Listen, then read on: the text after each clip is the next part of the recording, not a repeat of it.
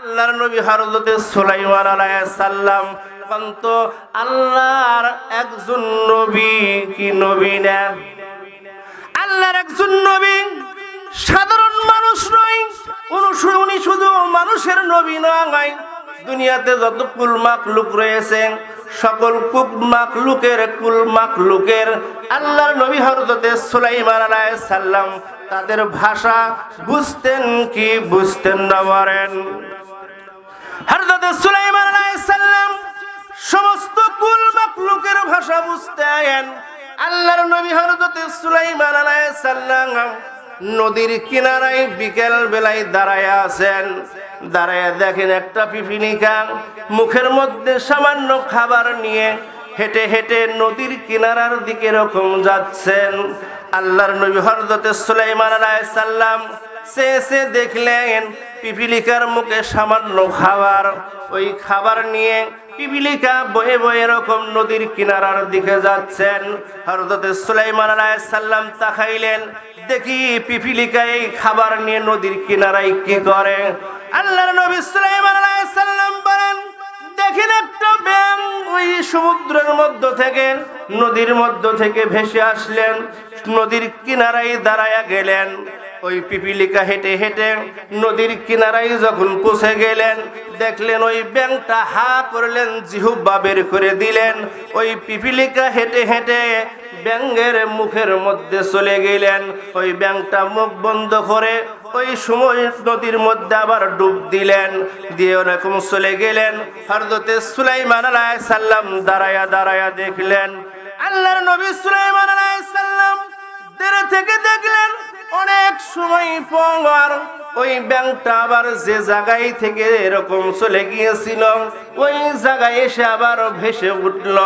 আল্লাহর নবী তাকায়া দেখেন ওই ব্যাঙটা আবার জিহ্বা বের করে দিলেন, নিজের মুখখানে এরকম হা করলেন, জিহ্বা বের হয়ে আসলো। ওই পিপিলিকা হেঁটে হেঁটে তার জিহ্বা থেকে জমিনের মধ্যে নেমে গেলেন। আল্লাহর নবী সুলাইমান আলাইহিস সালাম জিজ্ঞাসা করতেছি, পিপিলিকা আমি কিছু তেমন বুঝলাম না, তুমি কিছু সময় আগে মুখে খাবার নিয়ে হেঁটে হেঁটে নদীর কিনারায় চলে আসলা, আর একটা ব্যাঙ ভেসে উঠলো, ওই ব্যাঙের মুখের মধ্যে চলে গেলা, অনেক সময় পর ব্যাঙ আবার কিনারায় চলে আসলো, আর তুমি আবার ব্যাঙের মুখ থেকে এরকম বের হয়ে আসলা। সত্যি করে বলো ও পিপিলিকা, বলো তোমাকে ব্যাঙ কোথায় নিয়ে গিয়েছিল বলো। পিপিলিকা ডাক দে বলে, আল্লাহর নবী সুলাইমান শুনেন, আল্লাহ তাআলা ঘোষণা করলেন আমাকে সামান্য খাবার মুখে করে নিয়ে ব্যাঙের কাছে এরকম আসতে, ওই ব্যাঙটা ওই ব্যাঙটা পিপিলিকা ডাকতে বলতেছে আমাকে নিয়ে এরকম সমুদ্রের মধ্যে চলে গেল। ওই সমুদ্রের অতল গভীরে ব্যাঙটা গিয়ে আমাকে যখন বের করে দিল, আমি দেখলাম একটা অসুস্থ পোকা সমুদ্রের কিনারায় পাথরের মাঝে এরকম পড়ে আছে। আল্লাহ রাব্বুল আলামিন ওই অসুস্থ পোকাকে খাওয়ানোর জন্য আল্লাহ পাক আমাকে ব্যাঙের মাধ্যমে ওই জায়গায় পৌঁছায় আছে। শুধু তাই নয়, আল্লাহর নবী সুলাইমান আল্লাহ রাব্বুল আলামিন আমাকে দিয়ে খাবারটুকু নিয়ে ওই পোকার মুখে তুলে দিতে বলল। আমি ওই পোকার মুখের মধ্যে যখন তুলে দিলাম, অসুস্থ পোকা খেয়ে নিল, আর আল্লাহ পাক এই খাদ্যর বরকতে ওই অসুস্থ পোকাকে আল্লাহ পাক সুস্থতা দান করে দিছে। সুবহানাল্লাহ। কুরআনুল কারীমের 49 নম্বর সূরা, সূরা হুজরাতের 13 নম্বর আয়াতের শেষের অংশের কথা আপনাদের সামনে বললাম। আল্লাহ পাক সকল খবর জানেন, সকল খবর রাখেন। সমুদ্রের অতল গহ্বরে অসুস্থ পোকা রয়েছে, তারও খাবার কে যোগান বাবা বলেন তো, কে যোগান? আল্লাহ তাআলা যোগান। আর আল্লাহ পাক আমরা হলাম আশরাফুল মাখলুকাত, শ্রেষ্ঠ সেরা জীব। বাবুজান তো বলেন তো আল্লাহ পাক আমাদেরকে খাওয়াইবেন না না খেয়ে মারবেন? আল্লাহ পাক আমাদেরকে অবশ্যই খাওয়াইবেন। আল্লাহ রাব্বুল আলামিন বলেন দুনিয়ার মধ্যে ওই ব্যক্তি হলো সর্বশ্রেষ্ঠ, আমার কাছে সম্মানিত যে ব্যক্তি আমি রবকে ভয় করেন। বাবুজান আমার আল্লাহ রাব্বুল আলামিন বলতেছেন ও ইন্না নাযালনা যিকরা ওয়া ইন্না লাহু লাহাফিজুন।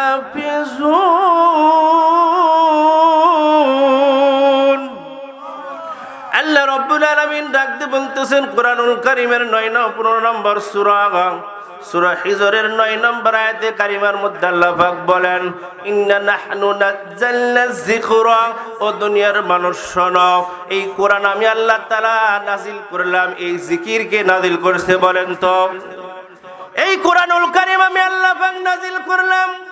আর এই কোরআনের সাথে যতই তুমি তাল বাহানা করো, কোরআনকে দুনিয়া থেকে বিদায় করে দিতে চাও, কোরআনকে ধ্বংস করে দিতে চাও, কোরআনের মাদ্রাসাকে বন্ধ করে দিতে চাও, কোরআনের মাদ্রাসার সাথে হিংসা করো, কোরআনকে এরকম দুনিয়াতে দেবে রাখতে চাও, কখনোই পারবা না। আমি আল্লাহ পাক এই কোরআনকে নাজিল করেছি আমি আল্লাহ, আর এই কোরআনের হেফাজতকারীও আমি রব।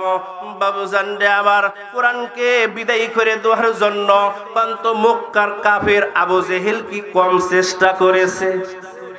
কম চেষ্টা করে নাই। উনি ছিলেন আবুল হাকাম, জ্ঞানের বাপ। কোরআনের সাথে পাল্লা দেওয়ার কারণে, কোরআনকে দুনিয়া থেকে বিদায়ী করে দেওয়ার কারণে, কোরআনকে বিদায় করে দিতে চান, এই জন্য আল্লাহ পাক তাকে আবু জেহেল বানাইয়া দুনিয়াতে অপমান করে বদরের প্রান্তরে মুসলমানের 313 জন সৈনিকের হাতে তাকে এরকম দুনিয়া থেকে অপমান করে বিদায় করে দিলেন। আজ পর্যন্ত তার বাড়িগুলো পায়খানা বানাইছেন। যারা হাজী সাহেব রয়েছেন, এই মাহফিলের সভাপতি সাহেব, হাজী সাহেব, তিনি জানেন যে আবু জেহেলের বাড়ি এখনো পায়খানা আছে না নাই? শুধু কোরআনের সাথে পাল্লা দেওয়ার কারণে অন্তরের মধ্যে হিংসা। কোরআন আল্লাহর জমিনে বাস্তবায়ন হতে দিব না, মুহাম্মদকে দুনিয়া থেকে বিদায়ী করে দেওয়া লাগবে। বাবা, এই কারণে আল্লাহ পাক দুনিয়াতেও অপমান করলেন, আল্লাহ কাল হাসরের মাঠে অপমান করে জাহান্নামে নিক্ষেপ করবেন। আল্লাহ রাব্বুল আলামিন এই পবিত্র কোরআনুল কারীমের 35 নম্বর সূরার 28 নম্বর আয়াত, 35 নম্বর সূরা আল ফাতিরের 28 নম্বর আয়াতে কারিমার শেষের অংশের মধ্যে আল্লাহ পাক বলেন ইন্নামা ইয়াখশা আল্লাহ মিন ইবাদিহিল উলামা,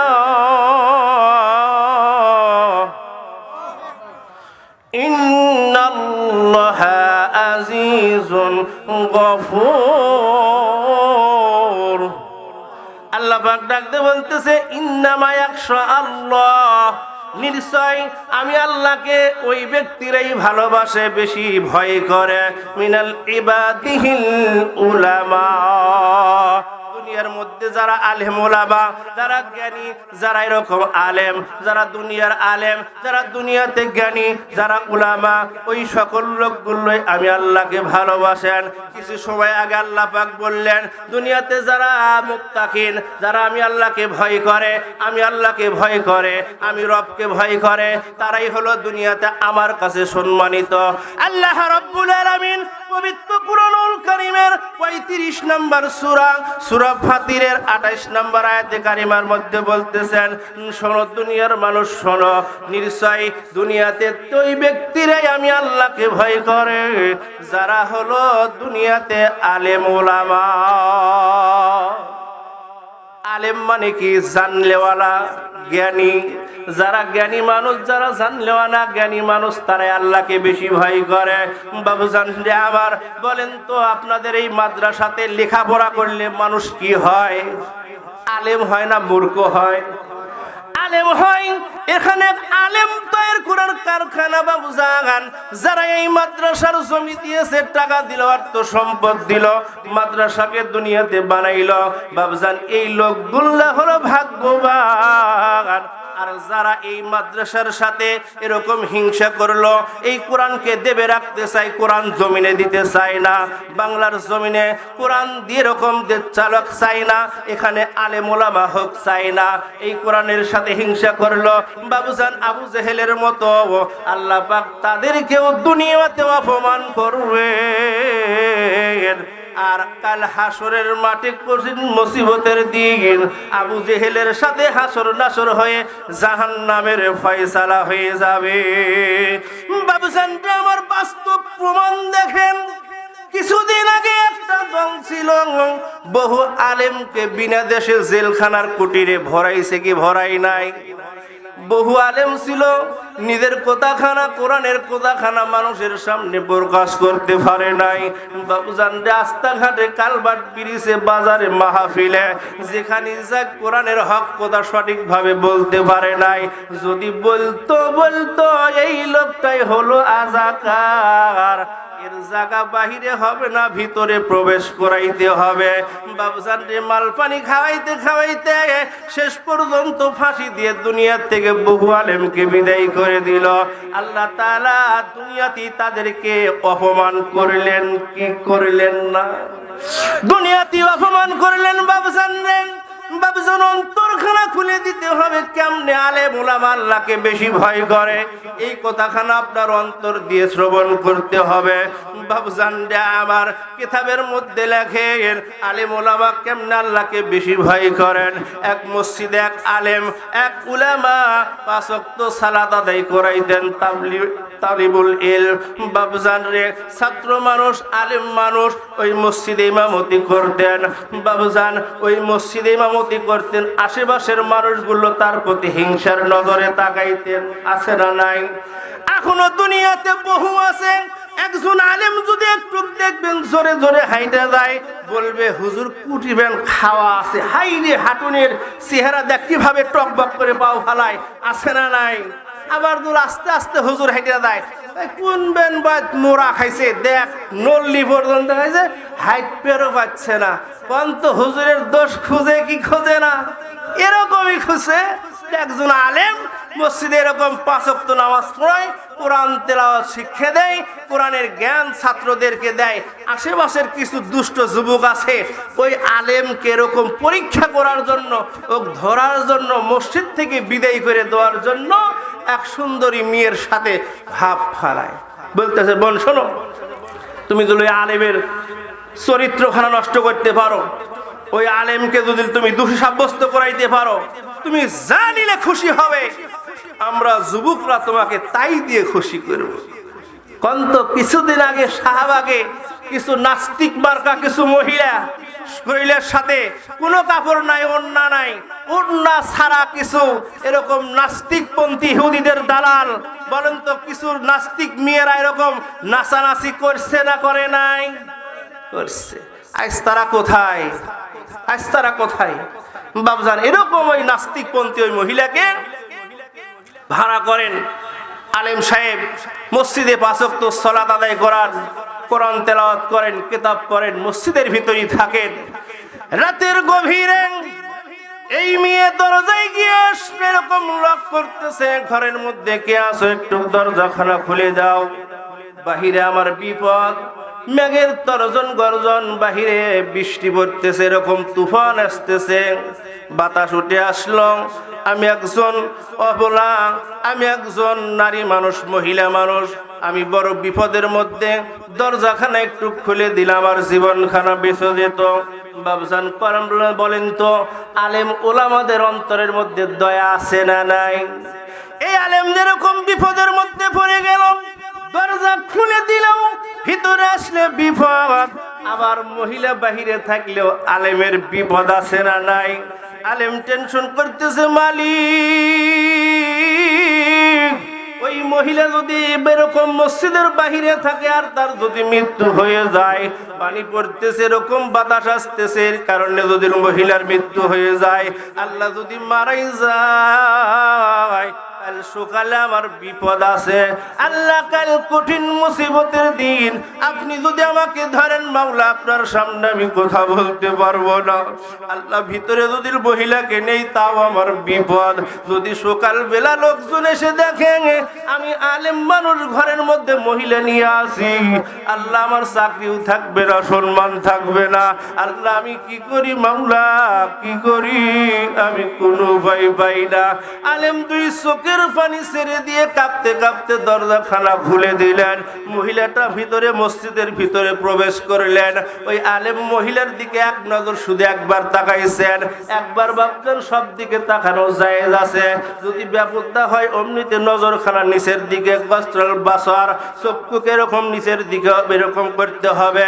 বাবজান ওই আলেম চক্ষু নিচের দিকে করে নিলেন। নেওয়ার পর বাবজান কেতাবখানা খুললেন, আল্লাহর কোরআন তিলাওয়াত করেন আর সামনের দিকে কোনো দিকে তাকায় না। ওই সুন্দরী মেয়েটা মসজিদের কোনায় গিয়ে দেখে আলেম আল্লাহর কোরআন তিলাওয়াত করে। গভীর রজনীতে আমি মহিলা মানুষ একা পাওয়ার পর আমার দিকে তাকাই না, আমার দিকে হাত বাড়াই না। আলেম এরকম কোরআন তেলাওয়াত করার চোখের পানি দর দর করে ছেড়ে দেয়। ওই মহিলার সামনে আলেমের সামান দিয়ে এরকম ঘোরাফেরা করে, তারপরে আলম উপরের দিকে তাকাই না। ওই আল্লাহ মানুষটা যখন দেখলো এই মহিলা বারবার সামনে আসতেছে, নিজের পোশাক গুলো আস্তে আস্তে খুলতেছে, আলেম চট করিয়া মোমবাতির মধ্যে আগুন লাগাইয়া মোমবাতি খানার সামনে দেওয়া শুরু করে দিল। বাবজান রে প্রথম বৃদ্ধ আঙ্গুলি খানা আগুনের মধ্যে ঢুকে দিয়া ডাকতে বলতেছে মন।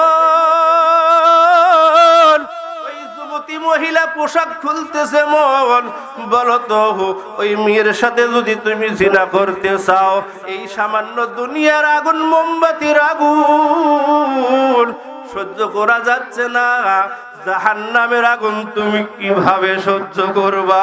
বাবজান রে ওই আলেম দুই চোখের পানি এরকম ছেড়ে দেয়। ওই যুবতী ডাকতে বলতেছে দুনিয়ার মানুষ, আমার শরীরের এরকম পোশাক গুলো আমি খোলা শুরু করে দেয়। ওই আলেম একটি করে অঙ্গুলি আগুনের মধ্যে দেয় আর রবকে ডাকতে বলে মালিক আমাকে ধৈর্য ধরার তৌফিক দান করে দাও। আল্লাহ আমি যেন কোনো জিনা ব্যভিচারের মধ্যে না যাই। আর মনকে বারবার ডাকতে বলে মন শোনো, এই জাহান্নামের আগুন তুমি সহ্য করতে পারবা কি না? তার পরীক্ষা মোমবাতির আগুনের মধ্যে দিয়ে দেখো। বাবুজান এরকম মোমবাতির আগুনের মধ্যে একটি অঙ্গুলি দুইটি অঙ্গুলি করতে করতে 5টি অঙ্গুলি, তারপরে বাম হাতের একটি করতে করতে 10টি আঙ্গুলি পুরে শেষ করে দিল। বাবুজান ফজরের রক্ত হয়ে গেল, আলেম উঠে রকম আজান শুরু করে দিলাম। ওই শয়তান যুবকেরা উৎপেতে আছে, ওই ঘরের মধ্যে আলেম আর মহিলা আছে। ওই শয়তানেরা কত জানে কি জানে না জানে, কিন্তু আলেম কি ওরা যা চাইছে তা কি এই ওলামা করেছে? করে নাই। আলেম ওটা এরকম দুই চোখের পানি ছেড়ে দিয়ে ইমামতির মধ্যে দাঁড়াইয়া যায়, কেরাত করা শুরু করে দেয়। সালাত খানা শেষ যখন হয়ে যায়, দুষ্ট যুবকরা এসে যায়। এসে গিয়ে বলতেছে ভাই এই ঘরের মধ্যে একটা মহিলা ছিল আর আলেম ছিল, দুনিয়ার কোনো মানুষ ছিল না, দুনিয়ার কোনো মানুষ ছিল না। বাবুজান রে আমার ওই মহিলাকে ধরে নিয়ে দেওয়া হলো, আলেমকেও ধরে নিয়ে দেওয়া হলো। বাবুজান ওই সময়ের বিচারের ব্যবস্থা যেমন ছিল, বিচারের কার্যালয়ে নিয়ে দেওয়া হলো। আলমকে জিজ্ঞাসা করা হলো, আলেম শোনো, তুমি কি এই মহিলার সাথে বেয়াদবি করেছো? যুবকরা বলতেছে দেখেন আলেমের চরিত্র দেখেন, এই ঘরের মধ্যে একটা যুবতী মেয়ে ছিল, সারা রাত দিনে ব্যভিচার করেছে। আলেম নিজের হাতের অঙ্গুলি গুল্লা জামার মধ্যে লুকাইয়া চোখের পানি ছেড়ে দিয়ে রবকে ডাকতে যে মালিক সারা রাত কোরআন তেলাওয়াত করলাম, আল্লাহ 10টি আঙ্গুলি পুরলাম, মহিলার দিকে তাকাইলাম না। আল্লাহ তুমি আমার ইজ্জতের মালিক, আল্লাহ তুমি আমার সম্মানের মালিক, আয় আল্লাহ তুমি আমার সম্মান খানা বাঁচাইয়া দাও। বাবুজান রে তাওয়াক্কাল করে কার প্রতি? প্রথমে আয়াতখানা তেলাওয়াত করেছিলাম, মুসলমানের সামনে যখন জিকির করা হয় তার অন্তরখানা গলে যায়, যখন কোরআনের আয়াত তেলাওয়াত করা হয় তার ঈমানি শক্তি বেড়ে যায়। আর তাওয়াক্কাল করে মাত্র একমাত্র রবের প্রতি। আলেম কার উপরে তাওয়াক্কাল করলেন? একমাত্র রবের প্রতি তাওয়াক্কাল করলেন, হাতের আঙ্গুলিগুলো জামার মধ্যে ঢুকাইয়া দিলেন। বাবুজান রে আমার, ওই মহিলাকে জিজ্ঞাসা করা হলো, মহিলা বলো তো তোমার সাথে এই আলেম জিনা করেছি কি করে নাই? মহিলার দুই চোখ দিয়ে দর দর করে পানি ছেড়ে বলতেছে, বিচারক শোনে, ওই আলেম আমাকে স্পর্শ করা তো দূরের কথা, আমার দিকে সে কখনোই তাকাই নাই। ও বিচারক শোনেন, ওই আলেম নিজে মোমবাতির আগুন খানা জ্বালাইয়া আমি যখন একটা করে কাপড় খুলেছি আর ওই আলেম একটা করে অঙ্গুলি মোমবাতির আগুনের মধ্যে ঢুকাইয়াছে, নিজের তাজা নখখানা আগুনের মধ্যে পুরাইয়াছে আর বলছে, মালিক আমার ঈমানখানা আপনি আমাকে হেফাজত করে রাখেন। আর মনকে ডাক দিয়ে বলেছে, মন তুমি যদি জাহান্নামের আগুন যদি এরকম পুড়তে পারো তাহলে তুমি জিনার দিকে ধাবিত হও। দেখো দুনিয়ার সাধারণ মোমবাতির আগুন তুমি সহ্য করতে পারো কিনা? ওই মেয়ে বলে, হুজুর গো, এই আলেম এরকম একটি করতে করতে 10টি আঙ্গুলি এরকম পুরাই আছে, তার উপরে আমি সুন্দরী রূপসী নারীর দিকে চোখ তুলে এরকম তাকাই না। বাবুজান রে আমার, এই জন্য আল্লাহ পাক বললেন, দুনিয়াতে আমাকে সবচেয়ে আলেম ওলামারাই বেশি ভয় করে। বলেন তো বেশি ভয় আল্লাহকে কারা করে? আলেম ওলামারাই বেশি ভয় করেন। বাবুজান রে বিচারক ওই মেয়েকে বললো, মেয়ে শোনো, তুমি এখন কি চাও বলো।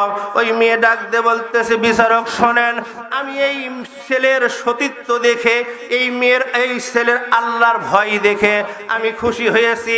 আমি জীবনে যা করেছি আজ থেকে আমি তওবা করলাম, মুসলমান আমাকে বানাইয়া এই ছেলের সঙ্গে, এই আলেমের সঙ্গে আমার বিবাহর ব্যবস্থা করে দেন। সুবহানাল্লাহ।